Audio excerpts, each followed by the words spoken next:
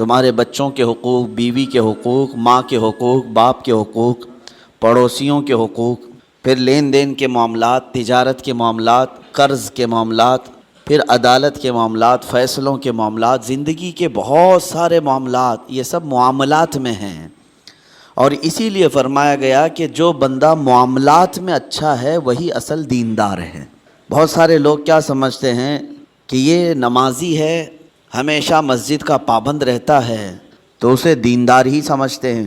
ہونا تو چاہیے کہ وہ دیندار ہو، لیکن اس کے معاملات کو بھی دیکھو کہ اگر وہ معاملات میں گڑبڑ ہے، یعنی لوگوں کے پیسے کھا جاتا ہے، لوگوں سے جھوٹے وعدے کرتا ہے، یا پھر دھوکہ دھڑی کے کاموں میں ملوث ہے، تو وہ شخص دیندار نہیں ہے۔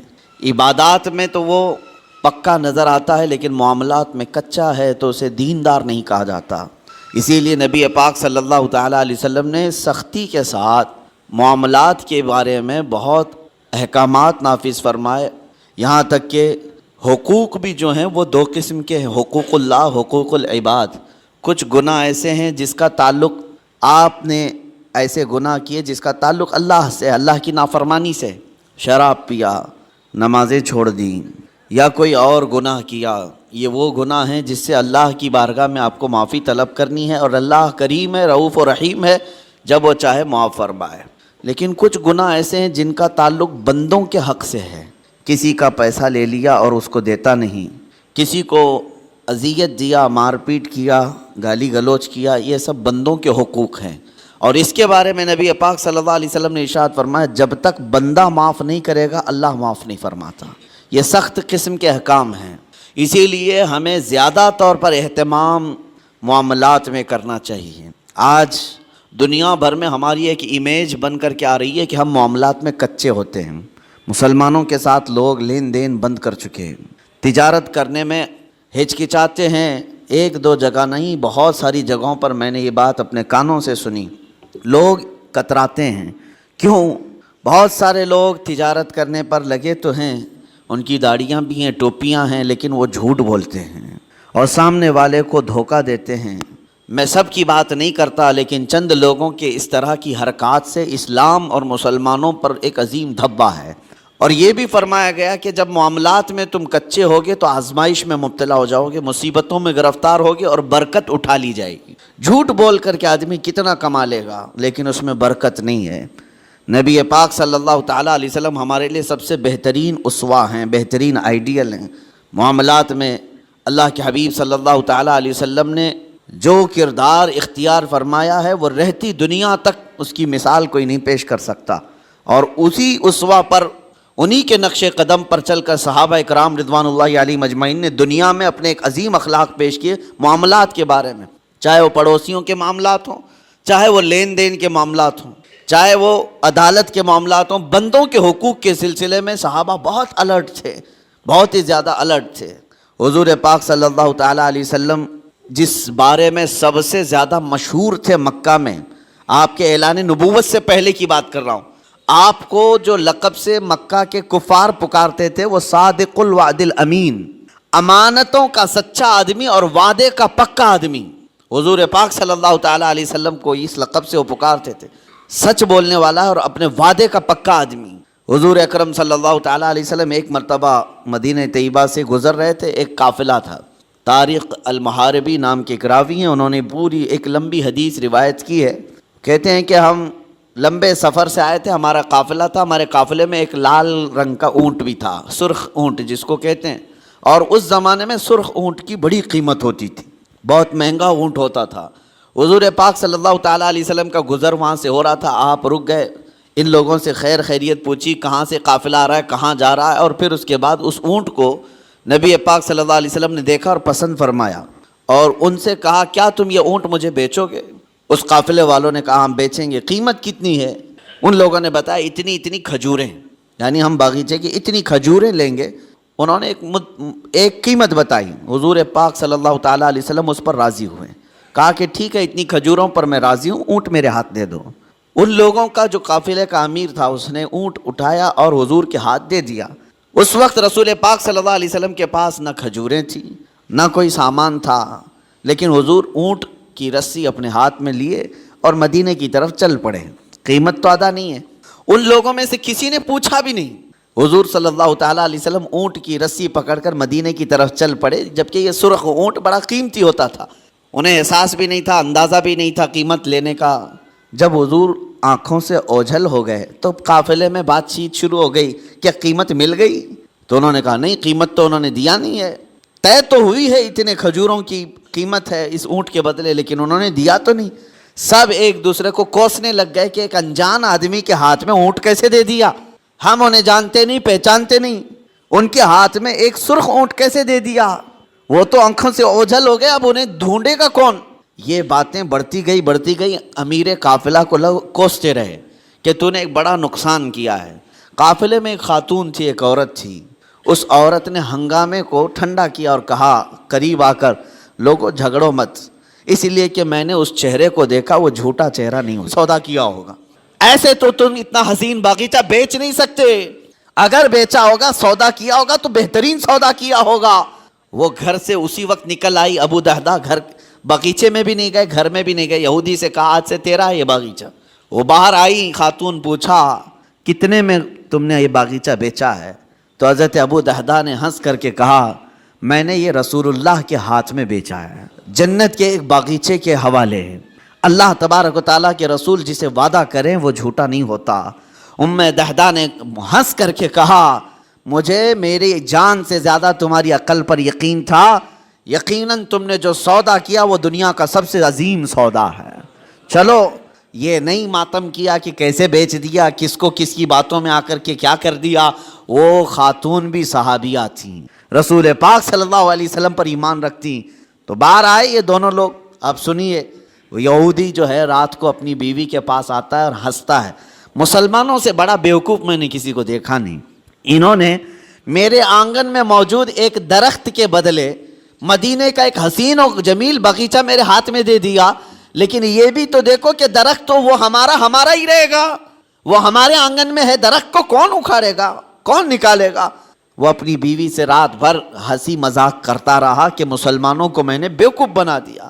اور وہ صحابی جو صبح نماز سے فوراً بھاگ کر اپنے گھر آتے تھے کھجوریں چننے کے لیے، آج وہ مسجد نبوی میں حضور کے پیچھے نماز پڑھ رہے ہیں، سکون و اطمینان کے ساتھ نماز پڑھتے رہے۔ اور اس کے بعد نماز ہو گئی تو حضور صلی اللہ تعالیٰ علیہ وسلم نے صحابہ سے کہا کہ چلو اس صحابی کے ساتھ چلتے ہیں وہ درخت دیکھنے کے لیے، اس لیے کہ کسی کا گمان ہے کہ اس نے مسلمانوں کو بیوقوف بنا دی۔ حضور پاک صلی اللہ تعالیٰ علیہ وسلم صحابہ کے ساتھ آئے اور اس صحابی کے گھر کے پاس جو یہودی کے آنگن میں درخت تھا، صحابہ فرماتے ہیں جب ہم قریب پہنچ کر کے دیکھے تو وہ درخت خود اکھڑ کر کے اس صحابی کے آنگن میں آ چکا تھا، خود ان کے آنگن میں وہ درخت موجود تھا۔ عزیزان گرامی وقار، یہ لمبی حدیث ہے، اس میں مجھے جو عرض کرنا تھا وہ یہی تھا کہ اس صحابی کے عمل کو دیکھو کہ وہ ایک مشت کھجوریں بھی اپنے بچوں کو ناجائز طریقے سے نہیں کھانے نہیں دینا چاہتے۔ ہمارے معاملات جب خراب ہو گیا تو لوگوں کا اعتماد اور بھروسہ بھی نکلنے لگ گیا۔ یہاں لوٹ کھسوٹ ایسی کچھ چیزوں کی میں نشاندہی کرتا ہوں کہ اللہ کا عذاب کس قوم پر آیا تھا، ایک بہت بڑی قوم، حضرت شعیب علیہ السلام کی قوم، ان کے بارے میں قرآن میں ہے وَيَا قَوْمِ أَوْفُوا الْمِكْيَالَ وَالْمِيزَانَ بِالْقِسْطِ وَلَا تَبْخَسُوا النَّاسَ أَشْيَاءَهُمْ۔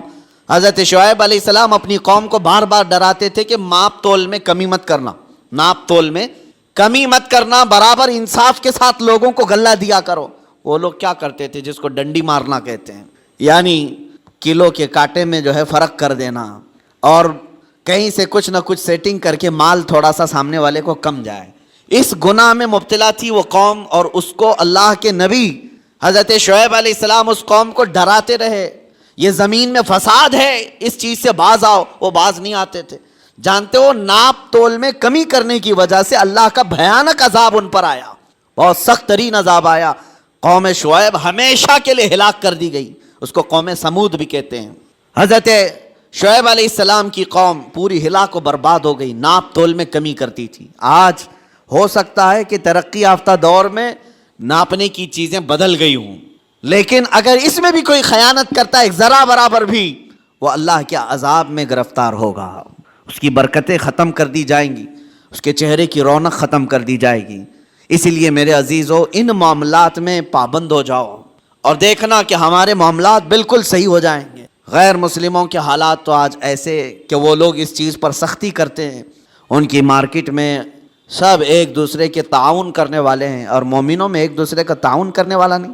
مارکیٹ میں اگر 4 دکانیں تمہاری ہیں، تمہاری تجارت زیادہ ہونے لگ گئی تو بغل والے کو حسد ہونے لگ گیا، سوچتے کہ میرا بھائی تو ہے، نہیں، حسد ہونے لگ گیا، اور تیسرا اس سے زیادہ جلنے لگ گیا۔ آپس میں اس بات کو لے کر کے سب جلن کے شکار ہیں، اور پھر اس کے بعد ہوتا یہ ہے کہ ذرا برابر کچھ کمی ہوئی تو دوڑے دوڑے بابا کے پاس جاتے ہیں، پڑوسی نے کچھ کرایا ہے، میری دکان میں کچھ ہوتا نہیں۔ تم آپس میں ایک دوسرے کو کیا کرایا اسی میں لگے رہے ہو۔ بلکہ ہم کچھ بازاروں میں گئے ہیں، دیکھا ہے، اور کسی کی دکان پر، غیر مسلم کی بات کر رہا ہوں، کوئی سامان نہیں مل رہا ہے تو وہ سامان نہیں مل رہا ہے تو یہ نہیں کہتا کہ چلے جاؤ دوسری جگہ، بلکہ وہ وہیں کھڑا ہو کر کے اپنے کسی بھائی کا ریفرنس دیتا ہے، کہتا ہے فلاں جگہ یہ ملے گا، یہاں جا اور میرا نام لے کر کے کہو۔ وہ آپس میں تعاون ہے ایک دوسرے کا۔ مومنوں، آپ سب لوگ ایک دوسرے کے تعاون میں جب تک نہ آئیں تو رحمت خداوندی سے محروم رہو گے۔ اللہ تبارک و تعالیٰ کا عذاب آئے گا معاملات میں خراب ہونے سے۔ اسی لیے سود کو حرام اسی لیے کیا گیا تھا کہ دوسروں کے حق نہ مارے جائیں، دوسرا کوئی غریب سے غریب تر ہوتا جائے اور تم امیر سے امیر تر ہوتے جاؤ، یہ جائز نہیں اسلام میں۔ یہاں تک کہ غلہ جمع کر کے رکھنا اور وقت آنے کا انتظار کرنا، یہ بھی حرام ہے، حرام ہے۔ چاول کو ذخیرہ کر لیا، احتکار اس کو کہتے ہیں، اس کو جمع کر کے رکھ لیا اور سوچتا رہا کہ مارکیٹ میں چاول جب کم ہوگا تو میں اپنا غلہ باہر نکالوں گا، اور اس وقت جو 100 روپے کلو کا چاول ہوگا میں 500 روپے کا بیچوں گا۔ یہ احتکار سخت ترین حرام ہے۔ کچھ لوگ ذخیرہ اندوزی کرتے ہیں، پیاز کو، آلو کو، چاول کو، گیہوں کو، یہ جو روزمرہ کی ضروریات ہیں اس کو جمع کر کے کئی گوڈاؤن میں سیف کر دیا، اور اس کے بعد مارکیٹ پر نظر رکھتے رہتے، مارکیٹ میں جب یہ چیزیں کم ہوں گی ہم اپنا غلہ باہر نکالیں گے۔ اسلام میں یہ جائز نہیں۔ بندوں کے حقوق مارنا یہ معاملات کی خرابی ہے، احتکار جائز نہیں ہے۔ اسی طرح میرے عزیزو، چند باتیں جو ہمارے ساتھ ہو رہی ہیں، جھوٹ بولنا۔ حضور پاک صلی اللہ تعالیٰ علیہ وسلم کے پاس ایک صحابی آئے، انہوں نے کہا یا رسول اللہ صلی اللہ علیہ وسلم، میں گھر بنانے کا کام کرتا ہوں، جس کو آپ مستری کہتے ہیں، معمار، میرا کیا ہوگا قیامت کے دن؟ حضور صلی اللہ علیہ وسلم نے فرمایا تو ابراہیم علیہ السلام کے ساتھ اٹھایا جائے گا۔ ایک بندہ بیچارہ جو آیا وہ کمزور تھا، وہ مکہ کے فلاں آدمی کے پاس جا رہا تھا، کہا کہ اس سے میرا پیسہ دلا دو، کوئی تیار نہیں تھا۔ ارے اس کے پاس کون جائے گا؟ ابو جہل کے پاس، وہ سردار قریش ہے، پتہ نہیں کون اس سے وصول کرے گا۔ کچھ ایسے لوگ یہاں پہ بھی ہیں جن سے لوگ ڈرتے ہیں، ارے ان سے کون وصول کرے گا؟ یہ اس زمانے کے ابو جہل ہیں، لوگ ان سے ڈرتے ہیں کہ پیسہ ان سے کون وصول کرے گا، گنڈے ہیں، مار پیٹ کریں گے، تو سب ڈرے ہوئے تھے۔ وہ مجبور آدمی مکہ میں حرم پاک میں مجبور اور پریشانی کے عالم میں کھڑا تھا۔ ایک کسی نے پوچھا کہ کیا بات ہے؟ مکہ کے حالات بتا رہا ہوں۔ اس نے کہا میرا پیسہ فلاں آدمی دبا کر بیٹھا ہے، ابو جہل دیتا نہیں۔ تو وہ حرم پاک میں جو بندہ آیا تھا اس نے کہا تیرے لیے ایک ہی راستہ ہے، جا محمد کے پاس صلی اللہ علیہ وسلم۔ حضور پاک صلی اللہ تعالیٰ علیہ وسلم، وہ بھی مسلمان نہیں، اس نے کہا جا محمد کے پاس، وہ تجھے دلا دیں گے۔ وہ شخص کہتا ہے میں ڈھونڈتے ڈھونڈتے حضور پاک صلی اللہ علیہ وسلم کے پاس آیا۔ یہ حضور پاک صلی اللہ تعالیٰ علیہ وسلم کے حالات اس وقت، کیا آپ بہت بڑے پیسے والے تھے؟ کیا آپ اس وقت حالات میں مکہ والوں کے اس طرح سے مضبوط مالی اعتبار سے؟ لیکن وہ شخص آیا، حضور ایک جگہ بیٹھے ہوئے تھے، آتے ہی رو پڑا، کہا آپ محمد ہیں؟ کہا فلاں شخص مکہ کا ابو جہل، اس کو دوسرے نام سے پکارا جاتا تھا، کہا وہ پیسے میرے لیا ہے اور دیتا نہیں ہے اور ڈراتا الگ ہے۔ حضور پاک صلی اللہ علیہ وسلم نے اس سے کہا رو مت، چل میں تیرے ساتھ چلتا ہوں۔ حضور اس شخص کے ساتھ آئے اور کہا کہ ڈھونڈتے ہیں۔ ابو جہل ایک جگہ بیٹھا ہوا تھا قریش کی محفل میں، ٹھٹا مار کر ہنس رہا۔ سیدھے اس محفل میں میرے آقا صلی اللہ علیہ وسلم تشریف لائے، کسی کی روح رعایت نہیں، سیدھے سامنے کھڑے ہو کر کہا ابو جہل یہ بندہ مجبور اور پریشان ہے، کیا تیرے پاس اس کا مال ہے؟ تو نے اس سے قرضہ لیا ہے؟ ابو جہل نے کہا ہاں میں نے لیا ہے۔ کہا کب دے گا اس کے پیسے؟ اس کے پیسے کب دے گا؟ وہ ایسا ذلیل ہوا وہاں پر کہ حضور کے پاک کے 2 جملے تھے، وہ فوراً گیا اور مال لا کر کے اس مجبور آدمی کو لوٹا دیا۔ نبی پاک صلی اللہ تعالیٰ علیہ وسلم کا وہ جلال جو کٹر دشمن ہے، جانی دشمن ہے، لیکن حضور کے اخلاق و کردار کے سامنے ٹک نہ سکا۔ حضور معاملات میں اتنے پکے تھے کہ حضور کو کوئی ٹال نہیں سکتا تھا کہ اگر ابو جہل کے لیے حضور صلی اللہ علیہ وسلم نے یہ کہہ دیا کہ تو معاملات میں خراب ہے اور اس کے پیسے نہیں دیتا، تو پورے عرب میں اس کی بدنامی تھی اور وہ اپنی بدنامی نہیں چاہتا تھا، لایا مال دے دیا۔ یہاں پر سے یہ پتا چلتا ہے خود میرے آقا صلی اللہ تعالیٰ علیہ وسلم نے اپنے معاملات بھی صحیح رکھے اور کسی دوسرے کو ظلم ہوتے ہوئے بھی دیکھنا پسند نہیں فرمایا۔